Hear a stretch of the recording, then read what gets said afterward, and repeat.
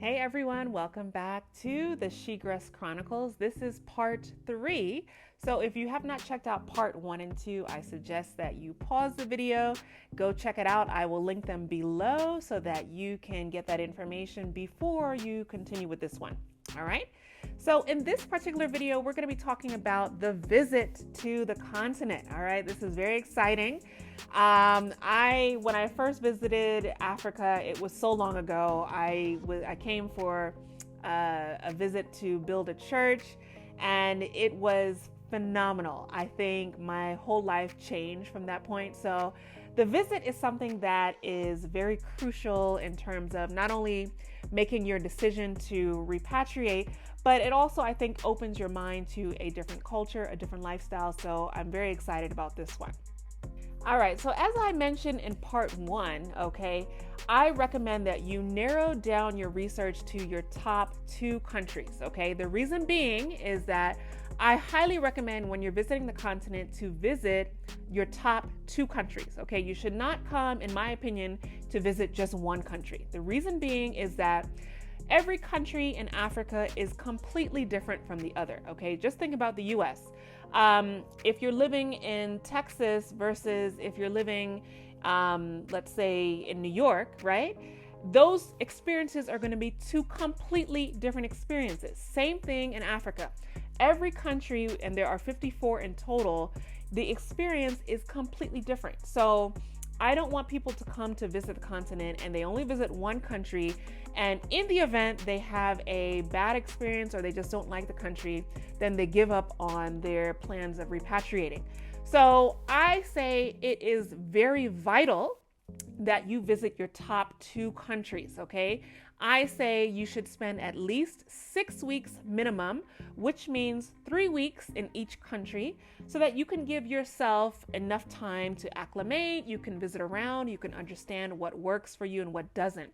Now, 3 weeks is the minimum. If you can do more than 3 weeks in each country, by all means, okay? But I would say 6 weeks should be a minimum, and that is for 2 countries, all right?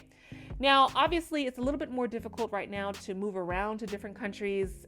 Given COVID, you have to get tested and all of that. There are different requirements in each country, but I say it's still well worth your time and money to do that, because when you're making a decision to relocate your whole life to a different continent, you need to be sure that you're moving to the correct country for your personality and your lifestyle, all right? So that's what I recommend. That's what we're going to get started with. So in each country, I highly recommend that you stay in something similar to like an Airbnb that has a full kitchen where you are able to cook food, okay? Not that I'm saying you should not go to restaurants. Of course, you should definitely check the restaurants out. However, I think the importance of cooking is undervalued, because first of all, you need to get a sense as to how much the groceries are going to cost you on a weekly basis and a monthly basis. You need to get a sense as to, are there seasonings that you're used to cooking with? Are they available in the country? If you're someone that cooks all the time. So cooking is something that I think you should definitely explore in terms of the location where you're staying, okay? Because you want to go to the markets, get a sense as to the pricing, all of that. And if you're just staying at a hotel where all the food is cooked for you and you're just eating there, then you're not really getting a sense as to your monthly cost, right? The next thing I would say is you should have already connected with 2 realtors before you visit the country, right? So they should have already been sending listings to you, whether you're looking to rent or buy, so you have a sense as to the pricing.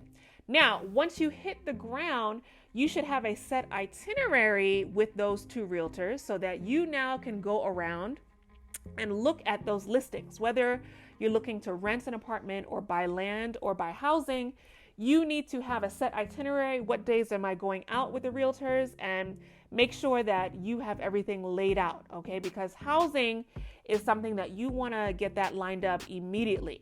Not that I'm saying you should buy something on your visit, but you definitely need to explore while you're here so you get a better sense as to the pricing and the inventory on the ground, because the inventory online is limited, and once you're here on the ground, you need to maximize that time. All right. Now, also, I would either hire a car or drive your own rental car so that you can tour around the neighborhoods that you are most interested in. So, especially if you have a family, if you have children, you need to understand where the schools are. If you have a job, you need to understand where your office is located. You also need to visit the hospitals. You need to visit any children's recreational activities. So you need to be familiar with the neighborhoods, the areas, so that you can understand, okay, these two particular neighborhoods are very good in terms of what I need for my family. These are the ones maybe not so much, right? So everything should be, by the way, updated in your spreadsheet, okay? As I mentioned in part 1, you should already have a set spreadsheet where you have all of your figures that you researched online. Now you're going to create extra columns for the research that you're going to be doing on the ground. So all the figures from your housing to your groceries, anything in terms of cost of living for your monthly expenses, you're going to update those numbers in the spreadsheet, okay? So that you have everything lined up. So when you go home back to the West, then you can make a more informed decision as to, okay, this country seems to be more reasonable in terms of pricing versus the other country, all right? Now, in terms of activities while you're here, okay, you're going to be very busy just going around doing your own research, either with a hired car or driving around. However, I would engage in activities that you normally enjoy in your free time, okay? That could be going to coffee shops, art museums, sports, parks, restaurants, spas, outdoor activities. Anything that you enjoy on a daily basis in your regular life, you want to engage in those activities here, see if they are, first of all, available. And if they are available, you want to get a sense as to, okay, do I like them here in the country, right? So for example, something small like a coffee shop, although I don't drink coffee every day, I still enjoy a very good cup of coffee. So whenever I have the taste for it, I know exactly where to go to get good coffee here in Rwanda. So you want to figure out, okay, where are the spots where you can go? As you know, I'm a foodie. Before I came permanently here to Rwanda, I fleshed out all the restaurants. I mean, I visited at least 7 to 8 times. So I am on the hunt for good food. And of course, I'm looking for a particular style of food because I'm plant-based. So I already checked out everything because food is what brings me joy and happiness. So I know all of that information. Also, I did things like gorilla trekking. I like outdoor activities.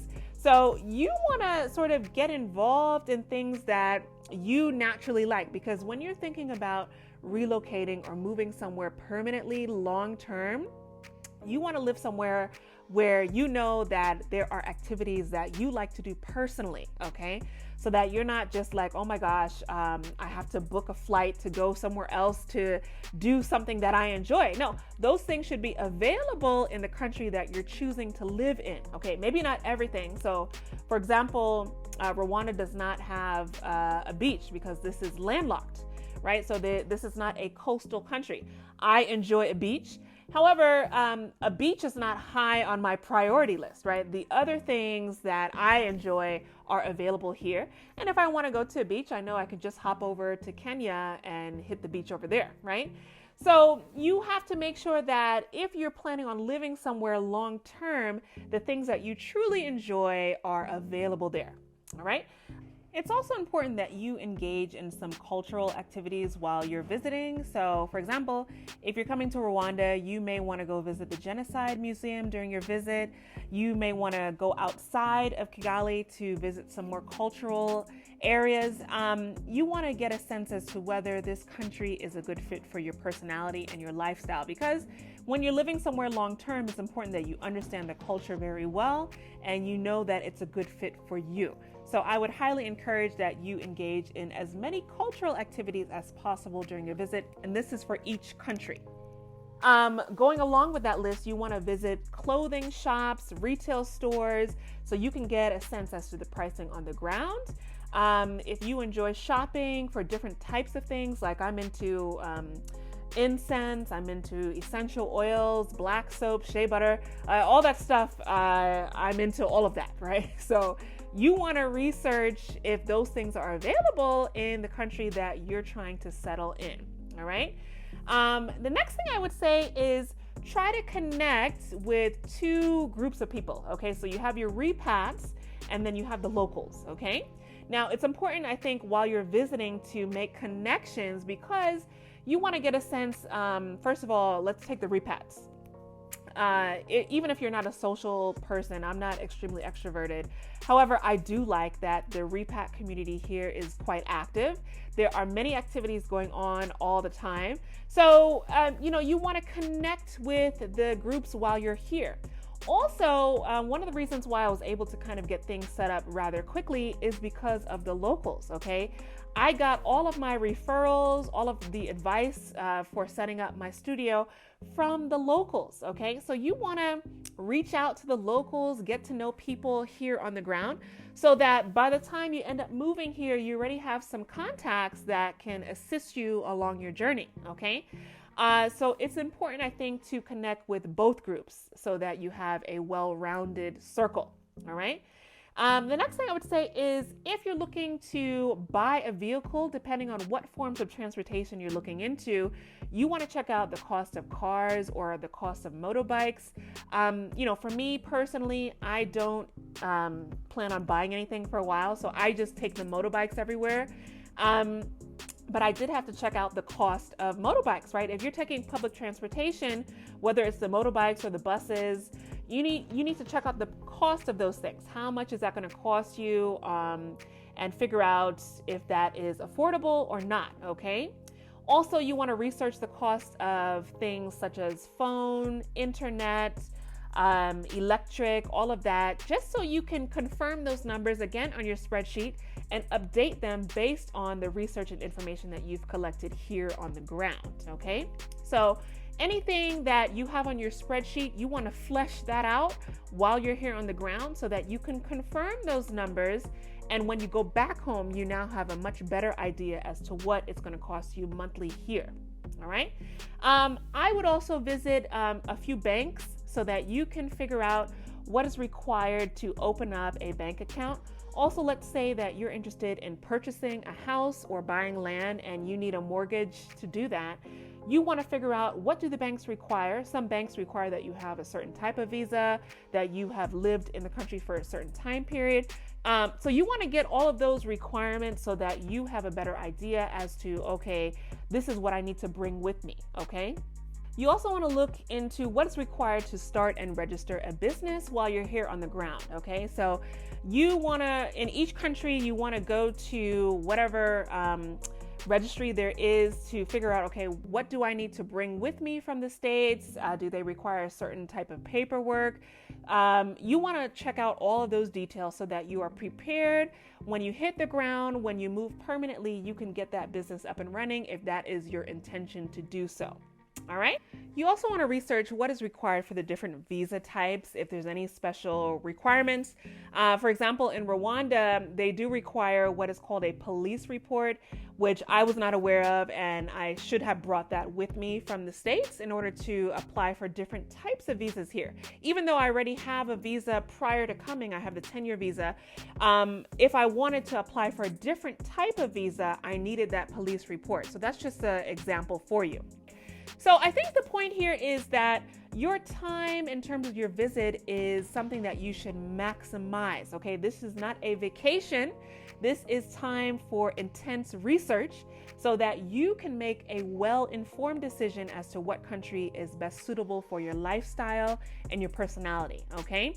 Now, of course, you should be doing things that you enjoy, but it should not be treated as leisure time. While you're here, you should maximize your time, make the most of it, get to see the most of the country. For example, if you're coming to Rwanda, I would not just stay in Kigali. You want to visit other parts of Rwanda. You might want to go to Musanze, different areas, so that you can figure out, okay, what area do I like, what fits my personality, and make a better decision for your long-term move, okay? Now, everything that I have recommended, remember, this is for each country that you're going to, okay? So if you're going to 2 countries, you want to make sure you update your spreadsheet for each country. If you're going to more than 2, by all means, the more countries you visit, the better. But you want to make sure that the numbers are listed very clearly on your spreadsheet so that now when you go home, you can review the numbers and then make an informed decision. So I hope this was helpful. What we're going to get into in the next video is when you go back home, the planning process. Okay, this is highly, highly important. Planning, and we're going to get into wrapping things up in the West. Okay, now that you have made your decision. So we'll get into that in the next video. I hope you all have a blessed one, and I'll talk to you next time. Bye.